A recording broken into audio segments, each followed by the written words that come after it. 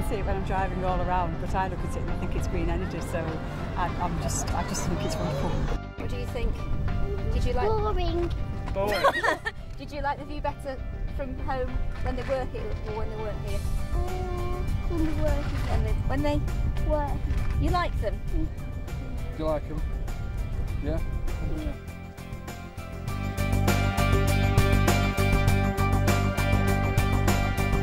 It's a visual asset, and I think being in a nation like ourselves where you've got power pylons all across the hills everywhere, this is a much better idea. Much better having these up there than nuclear power stations and chimney stacks. Great belief in it's fine.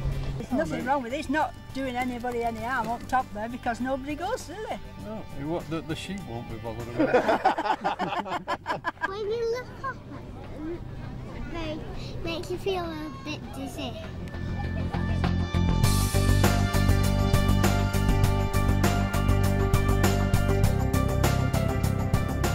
Since the earliest days of civilization, mankind has sought to harness the power of nature. Wind and water have played a major part in the technological breakthroughs that have pushed societies forward. Today, natural energy, be it wind, wave or tidal, is the force behind another technological revolution: renewable energy. For the UK, surrounded by tidal seas and buffeted by Arctic winds, the opportunity is immense.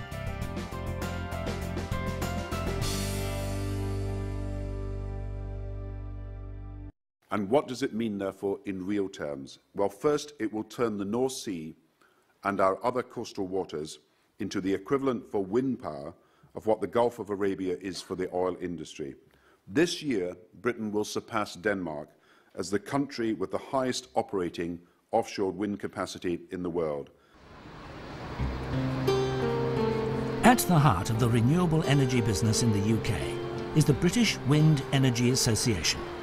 Founded 30 years ago by a group of enthusiastic academics and engineers, the BWEA has grown to be a major force amongst the country's energy suppliers. The association now has more than 400 members, including global brands such as BP, Shell, Rolls-Royce and Scout Moor developer Peel Holdings. But the BWEA is not for multinational businesses alone. A key part of its role is to promote the idea of small wind, either independently run wind farms or single domestic turbines installed for personal use. The wind doesn't mind who it works for. After years of lobbying from the outside, the BWEA now takes centre stage in the government's energy plans for the decades to come. Today, renewable energy accounts for just 2% of the UK's energy needs. But all that is set to change in a new energy revolution. As little as 3 years ago, we were importing something like 30% of our oil supplies. It's now over 50. We're a net importer and have been for some time of both oil and gas. And if the present trend continued, by 2020 we'd be importing between 80 and 90%.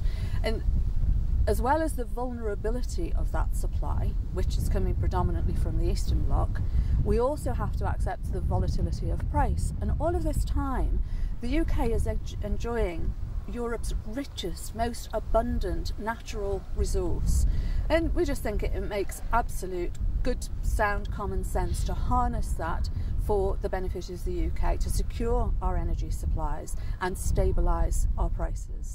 The increasing demands for energy from both the developing and the developed nations have given rise to... Although there have been prototype wind turbines in the UK since the 1950s, it was the oil crises of the 1970s that prompted the academic world to investigate alternative forms of energy and the best way of harnessing that power. In 1976, Dr. Peter Musgrove took the concept a stage further with a variable geometry design. Peter Musgrove went on to become the founding chairman of the BWEA. People such as myself had got some small-scale work on the development of small wind turbines. Because there's no funding for anything larger, the government took quite some time in the 70s to decide whether it wanted to do anything about renewables. And when it decided that it should spend some money, first of all, it concluded that wave energy was the only renewable energy option worth pursuing, So those of us who thought that wind energy was a very promising technology that should be looked into had a bit of a battle to start with to persuade the Department of Energy, as it then was, that they should put some money into it. Two other founding members of the BWEA were Leon Ferris and Ian Mays. Yes, I mean, there were a group of us who were very passionately interested in wind power, and Will Grills, which was a research student at the University of Exeter, thought would be a good idea for all of us to meet and exchange ideas, and that was done sometime early in '78, and it took place in a house somewhere in the countryside in Somerset, and it was then that the whole idea of establishing an organisation, a formal organisation, for us to exchange ideas was conceived.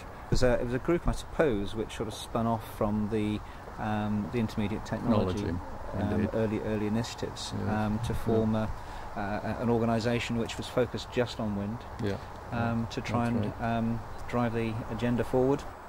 The success of the organisation can be judged by the fact that now it is a trade organisation which is actually involved in promoting the development and installation of wind farms, which is a measure of the success of that.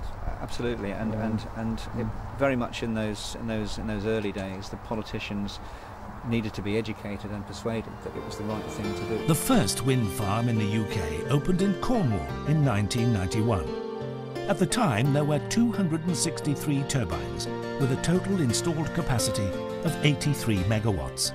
Today, there are 2,120 turbines, generating enough electricity to meet the needs of about 2 million homes. Globally, the wind sector is growing by 28% a year. In the UK, it's 30%.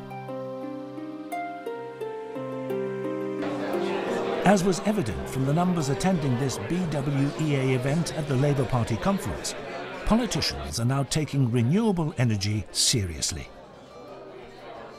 What we're seeing now is a real change. At BWEA 30, we've got the Prime Minister giving a video message. We've got the leader of the Liberal Democrats coming. We're seeing a large number of politicians finally taking notice, finally realising that renewable energy, and that wind energy in particular, is the energy form for the future, that it's the only thing that's going to be able to plug the massive energy gap that we're going to see in the next 10 years, the only thing that's going to make a real difference in terms of tackling climate change over the tipping point of the next 10 years. So yeah, I think politicians are beginning to listen to us, and that can only be for the better of the country. The government's targets for the sector are also evidence of this new appreciation of wind and marine energy. We started off with a 10% renewable electricity target that had to be met by 2010. People thought that was not possible. We've now proved, literally in the last few months, that we've consented enough to build out that target. Indeed, we're also ramping up deployment. It took 14 years for the first gigawatt to actually be deployed. Only 14 or 18 months for the second gigawatt, and I can tell you that literally as of this week we're going to hit the third gigawatt. So it's not just about investor confidence and the planning submissions that have increased, it's also the consenting process and also the actual deployment of the wind farms.